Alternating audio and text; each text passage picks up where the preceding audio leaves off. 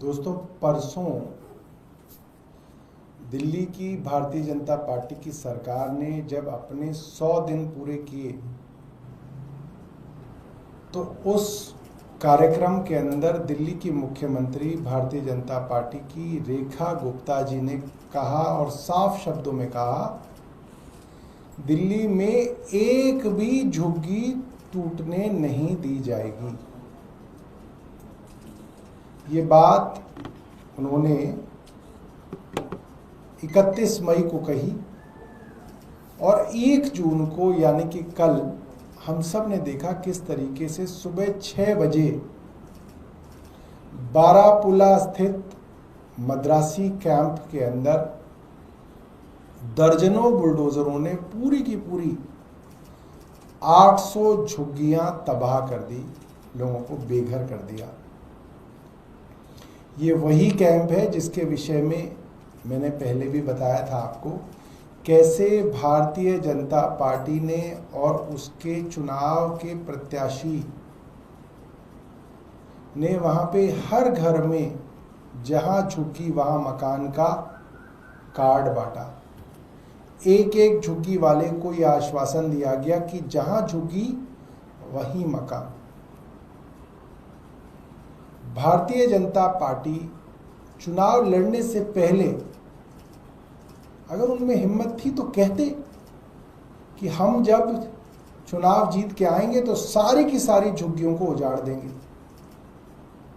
मगर तब आपने ये नहीं कहा। जो सबसे गरीब आदमी है दिल्ली का, जो बड़ी मुश्किल से अपना घर चलाता है, उस तक को आप लोगों ने चीट किया, उस तक के साथ आपने धोखा दिया। आप सोचिए, उस झुग्गी में रहने वाले गरीब आदमी से भी गरीब तो भारतीय जनता पार्टी के नेता निकले। वो तो फिर भी मेहनत मजदूरी करके अपना घर चलाता है। भारतीय जनता पार्टी ने तो उस गरीब आदमी तक को चीट किया।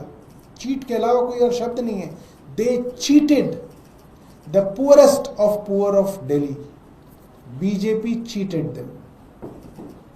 तमाम नेता इनके, बड़े से बड़े और छोटे से छोटे, चुनाव से पहले 6 महीने से इन्होंने नौटंकियां करनी शुरू की। झुग्गी रात्रि प्रवास, उसके अंदर वीरेंद्र सचदेवा झुग्गियों में जाके गरीब बच्चों के साथ कैरम बोर्ड खेल रहे हैं। कोई इसके अंदर मंजीरे बजा रहा है, कोई जागरण कर रहा है,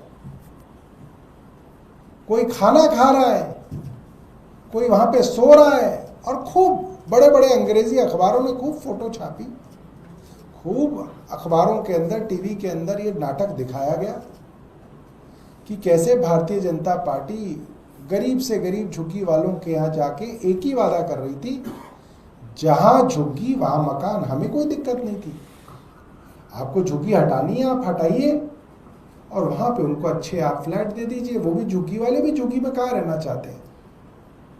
मगर आज आप झुग्गियों को उजाड़ रहे हैं और वहीं पे जो मकान देने का वादा था वो सीधे तौर पे आप बात ही नहीं कर रहे हैं। ये पहली बार हो रहा है, मैं देख रहा हूं कि कोई पार्टी केंद्र में सत्ता होने के बावजूद प्रधानमंत्री के वादे को इस तरीके से जो है चीट किया जा रहा है और कोई इसके ऊपर बोलने के लिए तैयार नहीं है। कल मद्रासी कैंप के अंदर ये किया गया और आज जब हम बात कर रहे हैं तो ये वजीरपुर इंडस्ट्रियल एरिया के अंदर भी सैकड़ों झुग्गियों को तबाह करने के लिए सुबह से बुलडोजर वहां पे लगे हुए हैं। ये साफ है कि भारतीय जनता पार्टी दिल्ली के अंदर गरीब के सर पे ना तो छत रहने देंगे, ना उसको रोजी रोटी कमाने देंगे। बहुत गंभीर बात है। हिंदुस्तान में मैंने पहले देखा नहीं ऐसा कि इतनी क्रूरता से कोई सरकार काम कर रही हो और इसके ऊपर मीडिया में शोर ना मच रहा हो।